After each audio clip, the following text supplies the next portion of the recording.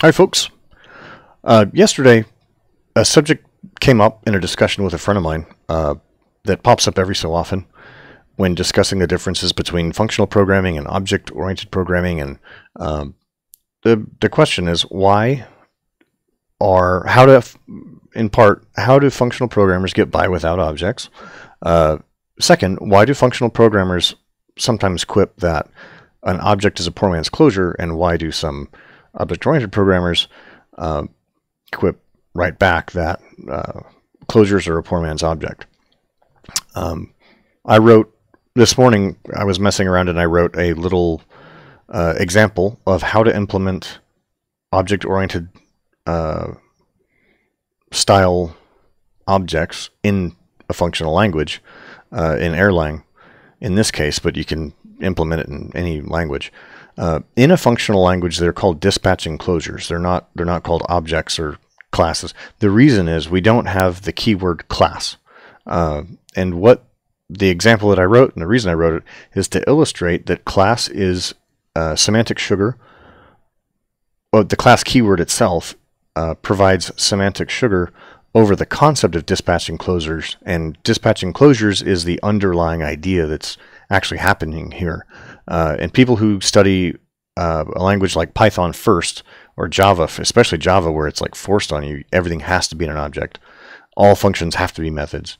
In a language like that, if you learn that first, then you learn the keyword, you see the syntactic sugar, but you have no idea what's going on underneath or why anything does anything. It's just the way the language is defined to you. But the mechanics of it don't necessarily make sense because you wind up missing the experience of writing your own class instantiator or your own generator that generates class definitions that from that can be called to generate instances of an object and so on. So I've implemented one style of this here, and there's a lot of different ways to implement this. So we're just going to see what this looks like here. When I say Python style or Java style of object-oriented programming, what I'm referring to is that the thing that we call OOP today, the thing that we call object-oriented programming today, is actually kind of ignores the meaning, the original meaning of the phrase object-oriented programming as defined or as coined originally by Alan Kay. What he was talking about was something that looks a little bit more like Erlang, where you have processes sending messages between each other, not where you have closures that may or may not have global visibility or visibility directly inside of one another. You know, they could just reach in and grab a data member out. They would have to send a message to get the data member out, that's not just in, like the way Erlang does things, that's not just encapsulation. That's like two different entities talking to each other, and neither one can see inside of one another. And if one crashes, it doesn't affect the other unless they're linked together or something. So the concepts, the difference between object-oriented programming and functional programming is actually quite minimal. Object-oriented programming, as we understand today, in like a language like Python or Java, that style of object-oriented programming is really having a struct or a data object that has pointers to functions that are defined inside of it and enclosed. So it's a function that can reach inside of itself and call another function, and that's called dispatching. That's why we have the name dispatching closure. That's all just hidden from the programmer when you do in a language like Python or Java. So anyway, let's look at the definition here. Let me blow this up so it's big enough to see. I think that's big enough.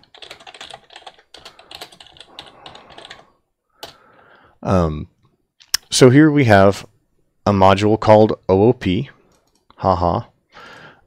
It's got two important functions exported, and then this is a demo function. The reason demo is exported at all, or actually the only reason it exists, is to invoke the code above so that you can see how it would be invoked and compare the layout. The biggest difference between this and code that you would read in Python or whatever is, there's no dot operator here. So functional composition applies, but dot operators do not. So you don't do thingy dot whatever. If you return a new instance of an updated object, you can call something on that, of course, but you need to invoke it directly. And so there's no sugar over that. In Erlang, because it's single assignment, the common way to do that would be to literally just stack up the calls in a single line composition, or do version 1, version 2, version 3, and be calling over itself as you go down the lines. That's up to the programmer, of course. What we have here in this style, and you don't have to do it this way if you're implementing this yourself, I define data as separate from methods. So we have member elements and we have member functions or methods, and they're defined separately in separate maps. This could be one map. And if you look at a language like Python, they are a single thing. There's no distinction between data elements and data objects.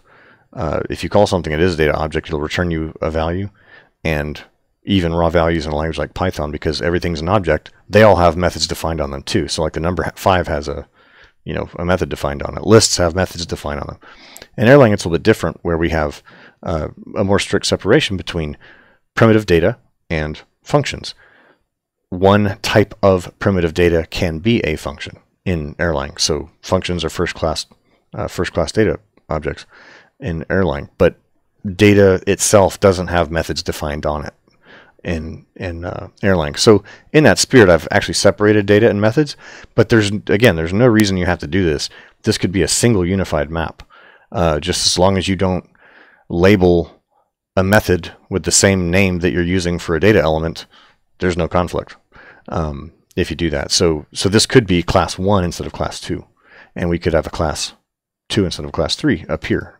What class 3 is the, if we're going to subclass something, we would have to call class 3 and give it a previous class to inherit from. And we'll see actually inheritance defined here. One form of inheritance. This is not full-blown, it's close, but it's not quite full-blown polymorphism that you would see in a lot of officially OOP languages. Anyway, class, again, we don't have a class keyword, so instead we have a class function. Now, a class, because it does something, remember, it does something. So it doing something in Erlang, that has to be a function. So we're going to return a function. This function is going to be the thing that generates other things. It doesn't generate one thing and return it. It generates a thing that can generate other things. Now remember, because we're returning a function, this function is going to remember the defaults. It's going to remember methods. So we're closing over the data values that are passed in, and if I call the function return from this, if I define a class called pet, and my pet might have a name and an age, let's just say those are the data bits, those are the data elements or the member elements. If I then called the pet class, remember, not an instance of the pet, but if I call the pet class with the argument data, it will give me the data element labels by getting the keys. Remember, in Erlang we're using maps here, right? So it'll take the keys of the defaults map argument, because data and methods are both maps in this implementation. They could be property lists or dictionaries, it doesn't matter what they are. I'm just using maps here because we kind of use maps for everything these days. Same thing with methods. If I want to know what methods exist on this, because they're separate, I can get them out. If it was a single map, now we would need to either have some metadata in there to know which one's a function and which one's a data element, so which one's safely callable, which one's not, if we want to do full-blown runtime inspection. A lot of languages don't actually allow that kind of introspection at all. I just put this in here as an example of like kind of the this is the pathway that you start, the way that you start thinking down. How do I implement class inspection? Is you would include things like this on the class function that's returned, the closure that's returned. So anyway, the common thing to call, of course, would be we define a class with defaults and methods, so it remembers these. Then we would call the function that is returned, right? The class function with a map that is data, and that data is going to be merged with the defaults, and the methods will be whatever was defined when the class was defined. And so that'll be the object state, and then we're going to instantiate the object by calling a function called object. What object does is returns another function that has primitives to access forms, arguments that you can call that object instance that will let us interact with the data and methods that are inside of it, or call the methods inside of it and access the data or update the data inside or whatever. So we'll see that here. Subclass doesn't make as much sense to discuss until we look at class 3, because class 3 is how we're going to subclass something. So if I had a parent class pets, and then I wanted to make a subclass dogs, maybe some unique behavior about dogs. I wanted to create, teach it how to bark or something, make a bark method on top of it, because fish can't bark, they can swim, but dogs can bark, right? So if I was going to make a fish subclass and a dog subclass, I might add a method bark to dogs, and I might add a method swim to fish. I would need to pass the original pets class instance constructor, the generator, the thing that generates pets, would need to be passed in here. And that's going to call itself with a special form that includes the Atom subclass. That will match, remember we're calling a class function that was returned. And we're using this form, so that's going to match here. And with that match, we're going to have new defaults that may override the original defaults. And we're going to have new methods which may override or add to. Same thing with defaults. New defaults could add to or override the parent's default data, and the methods can add to or override. Can't take away from, but can override or add to the originally defined methods. And the way we do that is we will merge the maps the same way that we would create a function by merging the provider data with the defaults. We're going to merge the original defaults with the new defaults, and the result will be anything defined in new defaults anything defined in new defaults that's already in defaults will be overridden. We'll overwrite that, and anything new will be added to that. And we're just calling class with, if you look at maps merge defaults and new defaults, maps merge methods and new methods, but that's inside of a class, a recursive call to class, which is just going to define a class, just like we talked about a second ago when we discussed this function. That's going to call class with just new defaults and new methods, and now it's going to be a function on standby to be called with some new data to spit out a new object instance. So object, what's object do? Object gives us an instance of an object. This is our instantiator. Now, objects have to be able to do things also, and because it has to be able to do things, it's got to be a function. So object returns a function that closes over the state that was previously defined. Remember, this data member is a merger of the provided data with the defaults. So these are probably overridden. And then methods, just whatever methods were defined originally, are going to come into this.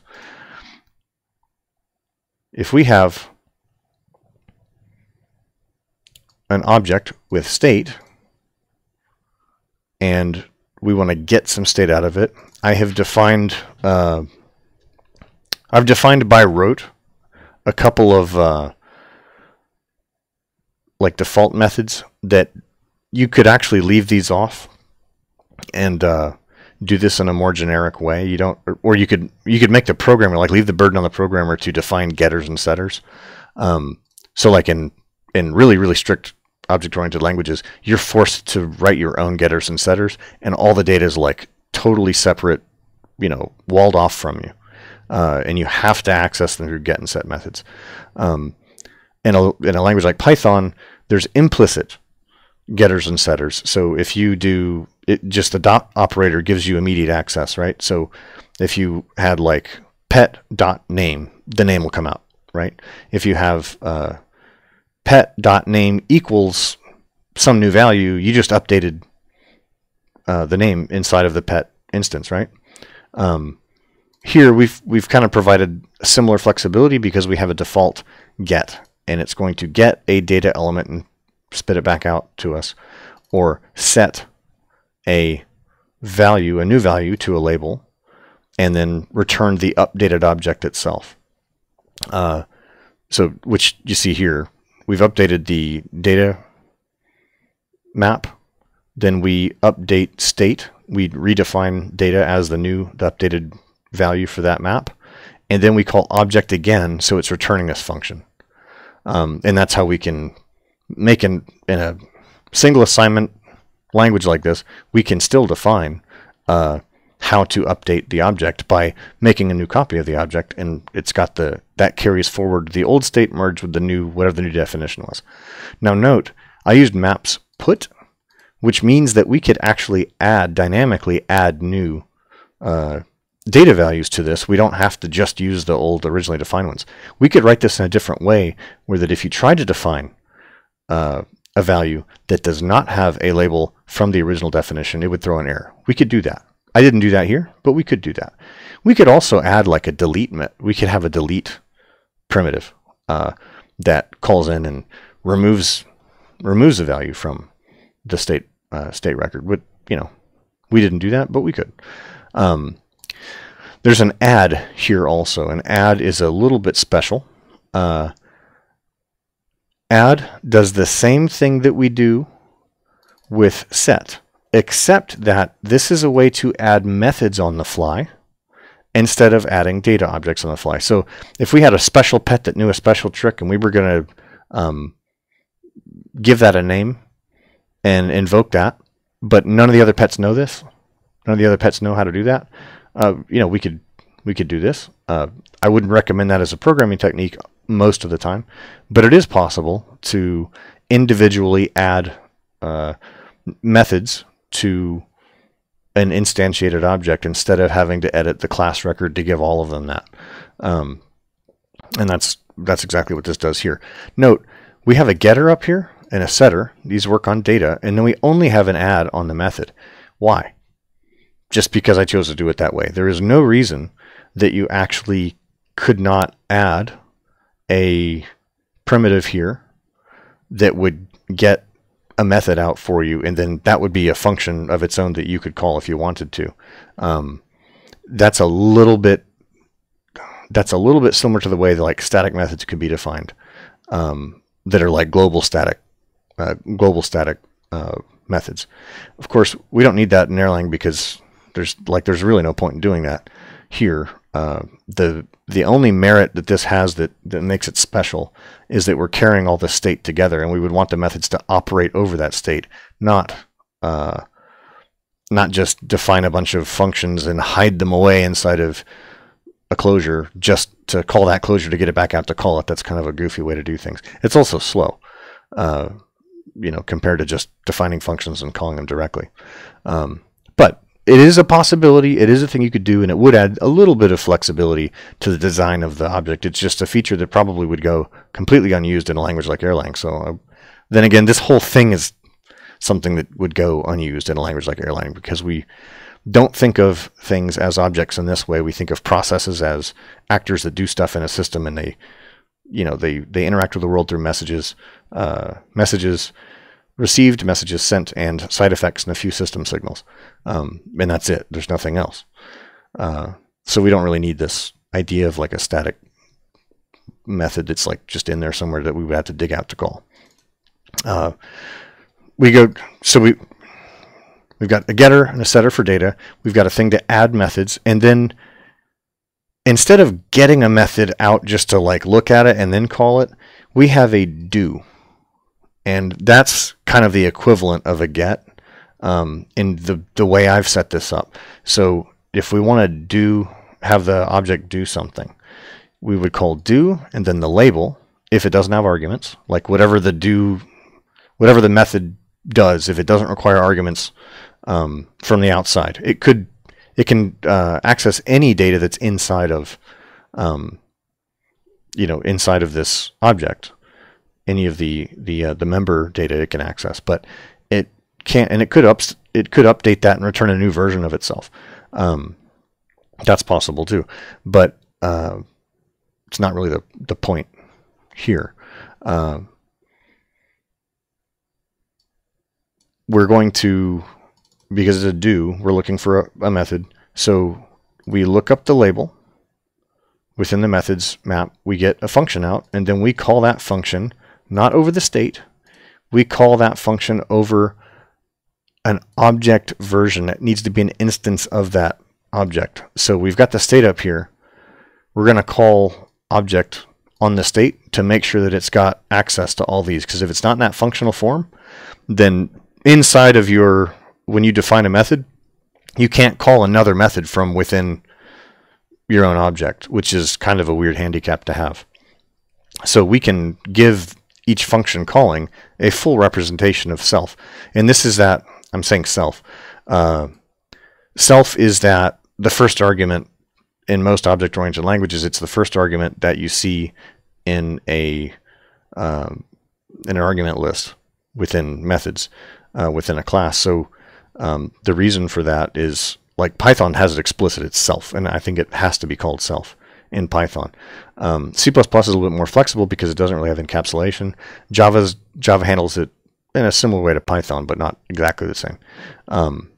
But you need to have a name to refer to yourself. So for example, if you have an object that represents a client, and the client's supposed to be able to send his name off to somewhere on the network and say, hey, this is me. Well, the name is stored inside of that closure, right? It's stored inside of that instance.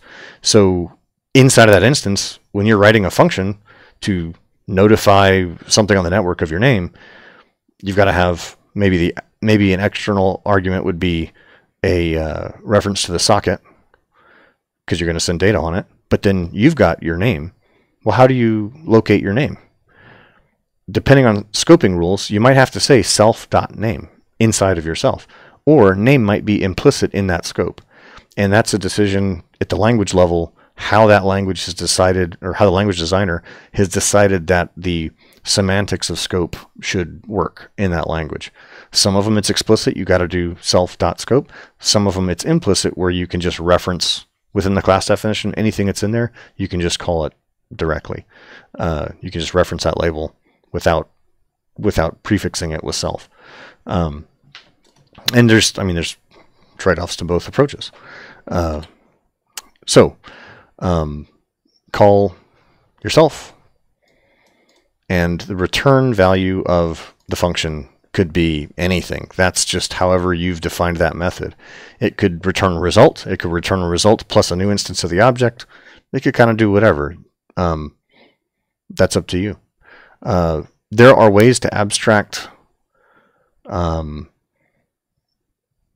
You could have it defined so that methods are defined in such a way that if their return value indicates that they should be reinstantiated as objects, you could do that, or you just give a return value that's not a new object. You can pick either way to do that, and there's ways to kind of hide the mess from the programmers. It's not, again, there's no rules. We're below the level of class of the class keyword here, so we could actually define this to work any way that we want. This is just the way that I'm doing it here as an example, but hopefully this code gives you some idea what's going on inside of an object and why things work that way, and that your objects are always returning new objects whenever they're returning themselves, and that's kind of cool. Down here we've got data. Now remember, up here we have data and methods, right? That can give us a list. We can inspect the object of these. We can inspect the class, sorry. We can inspect the class. Here with an object that's already been instantiated, we can actually also include a new, this is a different call, right? This is calling inside of an instance, not a class definition, what's defined in the class, but that specific instance, has new stuff been added to it or not? We could inspect all the data elements on a given instance of an object, and same thing. We can inspect all the function names, all the method names that are within this. And we could provide, I mean, methods could have metadata also, right? If this was a tuple instead of just the function, we could have metadata like what's the arity of a function, what's the arity or type of the function, like how does it have to be invoked. You could have an additional function that spits out a doc string that tells you about the function. You know, like when you're in especially like Python's got a really good in-shell documentation thing. You could implement stuff like that in here, actually. It's just how far do you want to go with it? Obviously, writing a tutorial example like this in a short time, I'm not going to get too in depth, especially since I'm never going to use this construct in real code. But this is how an instance is defined, and this is how we can instantiate, or this is how we can define classes, and this is how we can define objects from those classes. So, demonstration code. We'll make a class called person, and so here's where person occurs again, right? Down here, we need to define the data for a person. So name, age, address. Okay. These are the defaults, right? We don't have to provide them when we're constructing a new instance of that, but if we do, we'll override these values. Same thing here. Methods. Well, actually not same thing here. Remember, class closes over methods and leaves it that way. So if we wanted to add a method or change a method, we'd have to use the add primitive on the object itself. So methods. We've got a format method, and we have a show method. And I've used atoms here for all these just because they're easy to use as labels. So format is a function that takes self as its first argument, as we've seen above. It's going to call itself to get its name, to get its age, to get its address. So it has to have access to itself to get its own data members out, right? That's why self has to be the first argument. Then this is the IO library has a format a string format function. This is how it works in Erlang. These are your argument aliases and your string formatting aliases in Erlang. So the name is going to be a string, age is going to be whatever it is, and address is going to be a string. And we're going to format that, and that's the return value. That's it. That's the end of the function. Show, or the end of the method in this case. Show it does the same thing, except this is a side effect. It's going to call itself its own method format. So it's going to call doFormat on itself. That's going to return a string formatted with its own internal data, and then we're going to use IO format, and this will print that to the standard out with a new line attached. So that's how that'll work, and this is a side effecty method that's going to print to standard out, and the return value of the show method is just going to be okay, because that's what IO format returns if everything goes well. So we've got our data defined and our methods defined, which is pretty similar to what you would see in a normal language, right? And you would normally have like class and then a name and then data stuff and then methods, right? Well, here we've got data defined, methods defined, quite similar. And then at the bottom, we're going to put a label on that because we're going to call the function there. Now, if we defined all this in line, consider if we define data and methods in line, if we didn't use a label here, if we just put the map right there, and then below it, we just put the methods right below it. If we did that, we would actually have class with the name on the same line with all that junk in the argument list, and it would be pretty much in the same order that we're used to seeing in an object-oriented language. I didn't do that here because it's really kind of hideous to put all that stuff in an argument list. So I use labels instead, but person is the function that is returned, the closure that's returned, by calling class with the defined data and the defined methods. So now let's make a person. So we're going to call person now. We're going to make a guy named Jerry, and Jerry is going to have this data map that is his data. So name is going to be overwritten with Jerry, age is going to be overwritten 23, address is going to be 123 Frugal Boulevard. And that's going to give us Jerry. And remember, Jerry's got these methods defined on him. So he's got these methods defined on him as well as the primitives get and set and so on. So this call here, IO format's the same as IO format up there. We're going to test. We're going to call Jerry get name, and we're just going to plop in the output there with a format call, right? So we're calling Jerry get name, and then we're going to show whatever this is going to show up in here on our terminal if we call this demo function. We're going to try to get age, then we're going to set the age. Now remember, Erlang is single assignment, so Jerry doesn't equal Jerry after set age. We're making a copy of Jerry 2. And because we never refer to Jerry again, he's available for garbage collection at this point. So bye-bye original Jerry. Now the world revolves around Jerry 2. So we're going to actually call set age, get a new Jerry 2, and then testing, we're going to do get age and print it here to see if that actually updated to 55 or not. Because remember, it was originally 23. If the set primitive works, then it should show 55 when we call Jerry 2 to get his age. And then same thing, we're going to call do format here. So do format's going to be the string, and we're going to try do show. Now this should print to standard out. It should have a side effect. So we don't have any formatting up here that we're doing from this. This should be able to call standard out by, or access standard out by itself, right? Because remember, show defines this on its own.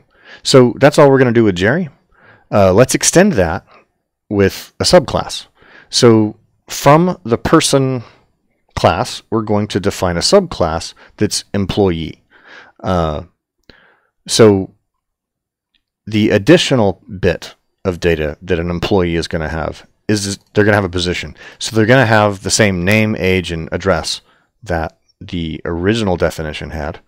We're going to add to that with none. So subclass is going to have new data, none, and it's going to have a new method. Actually, not a new method. We're going to overload. We're going to overwrite the format definition. The definition of format is going to change, and it's going to be this. Now, all that's really happening here, we're getting name, age, and address just as above.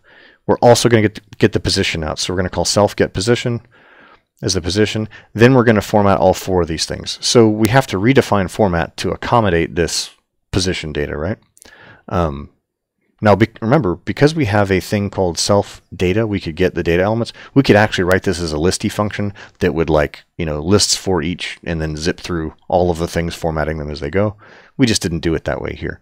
Because then you could add any data objects or data elements at all, and it would just print everything immediately. In this particular case, I just decided to do this as an example of how you would overload or overwrite a method. But the details of how you implement a display yourself, you could have a display primitive or a display method that takes advantage of the fact that the object is able to inspect itself and find out what all its labels are with a call to self data or self methods. So employee is supposed to be a subclass of person, so we're going to go ahead and call class 3. We're going to call class 3 with person, because we define person up there.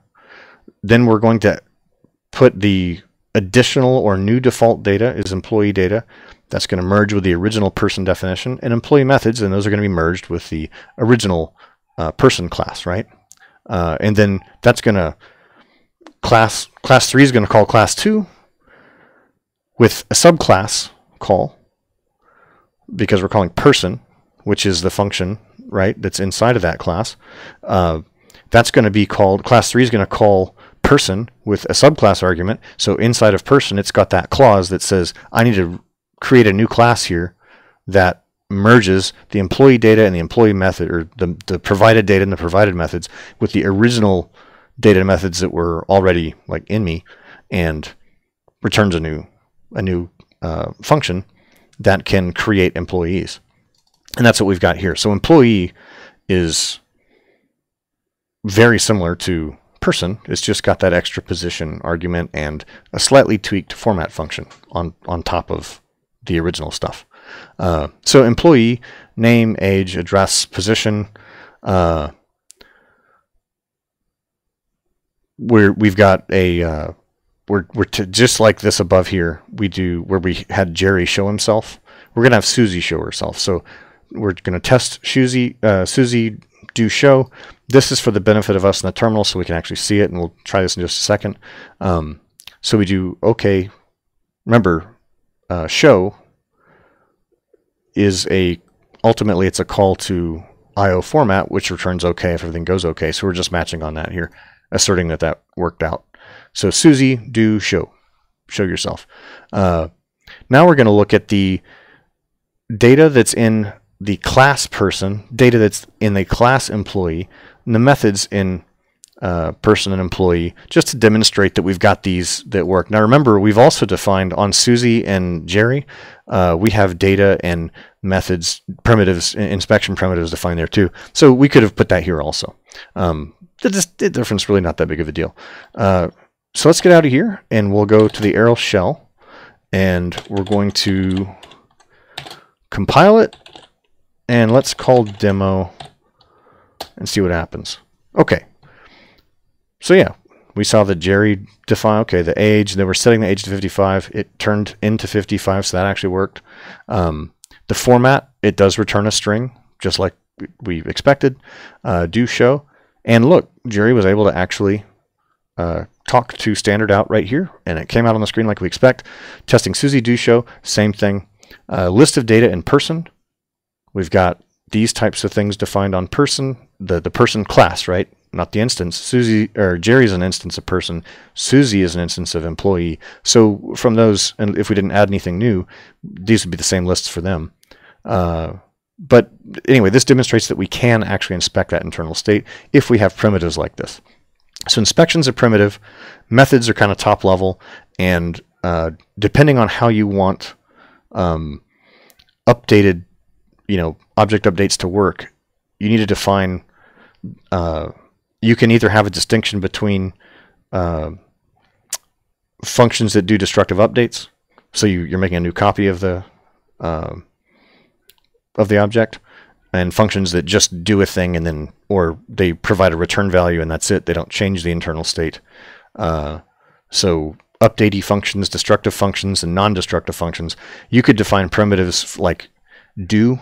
You could also have like a do destructive, or destructive function call, non-destructive function call, something like that. You could call it like safe, unsafe.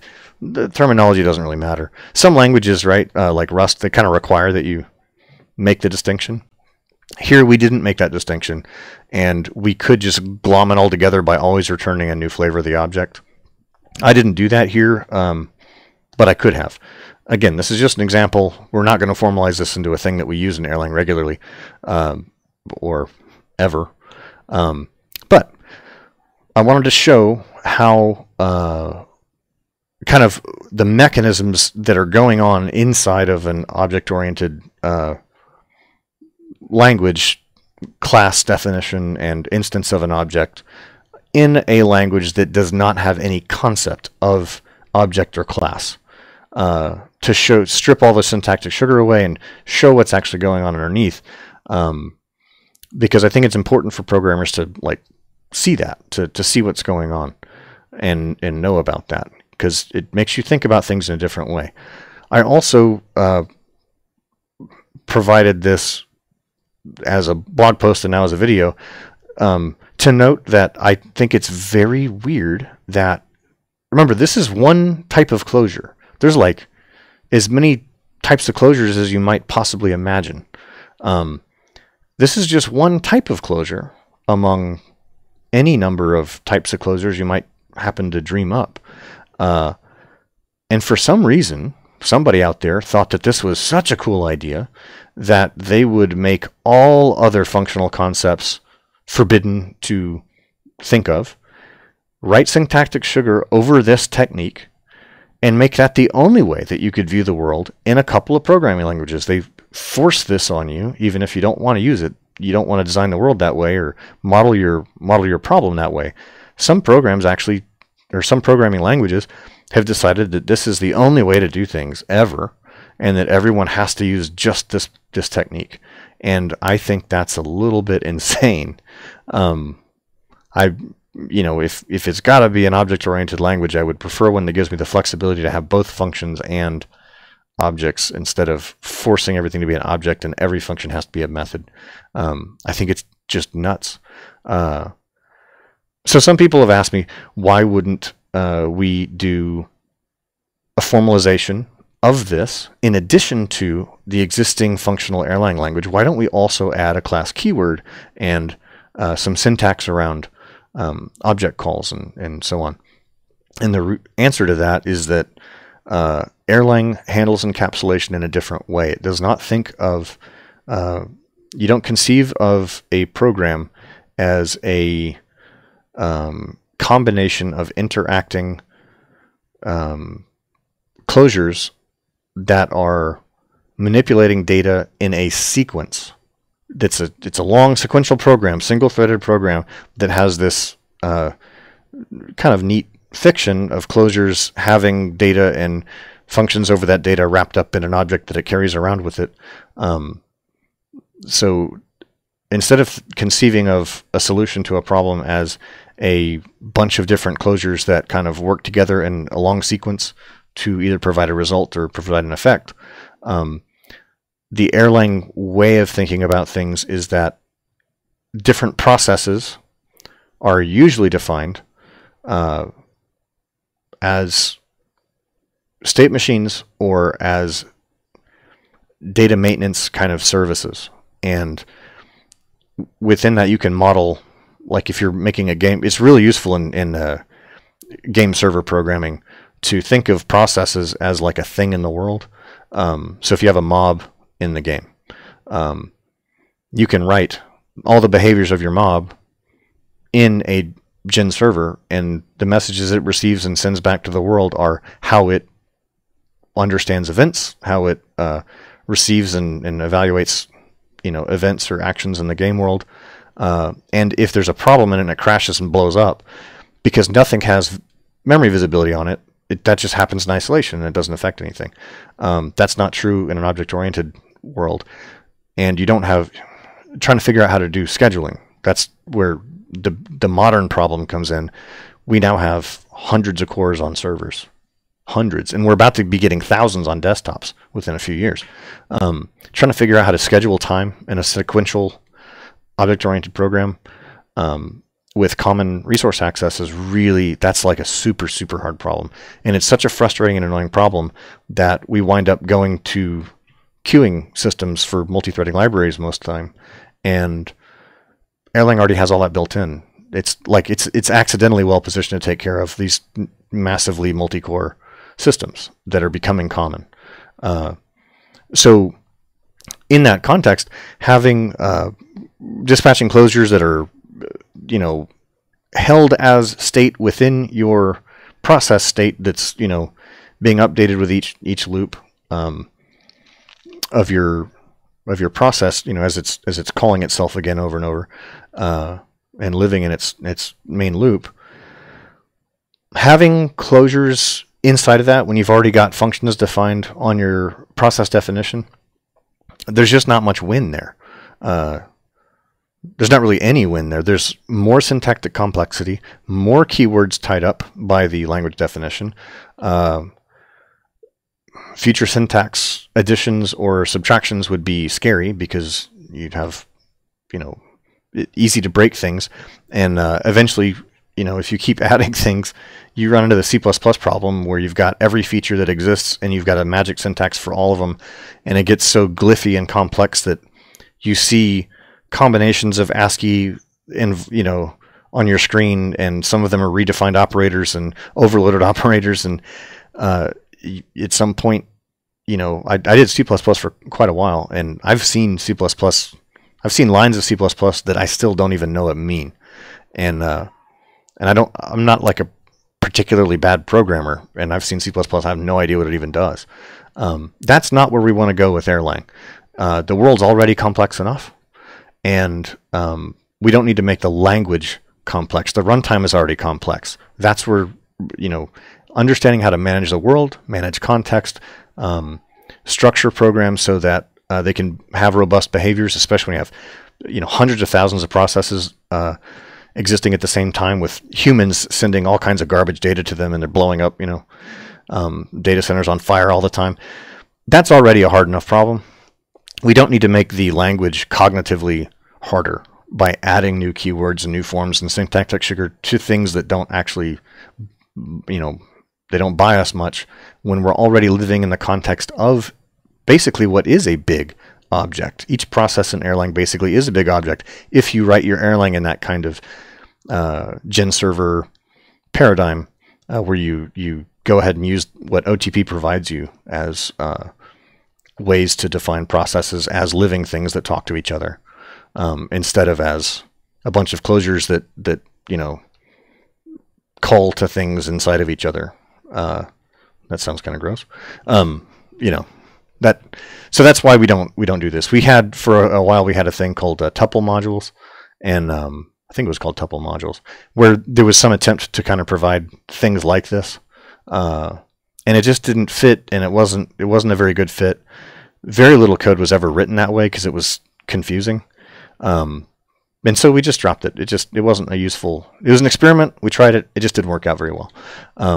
But at the computer science level, just backing up, what is an object? What's a class? Why are they defined that way? What's happening inside of the machinery when you're writing Python and you get an element out of an instance, or you redefine something on a class and then later define an instance, have that generate an instance, and inside of that instance, that thing is a function, and that thing is dispatching calls that you're making to it to other functions inside of itself, and so on. That's quite interesting, and it's really, I think, important for people to understand that's what's going on underneath, and it's good for programmers, I believe, to know that's what's happening inside of Python. And if you're in a functional world, if I need that behavior for some reason, that's how I would implement it, because it's actually possible. Because these are at the core of it, underneath it all that object-oriented stuff. It's a whole programming paradigm built around just one of an infinite number of functional constructs that you could make on your own and use. So anyway, I hope you enjoyed that. I hope I didn't put anyone to sleep, but this is streaming media. If you didn't like it, you could have just turned it off. So if you hated this whole video and you waited through to the end, good on you for soldiering on, but you could just turn it off. Anyway, I'm going to turn it off now. Thanks for watching. Goodbye.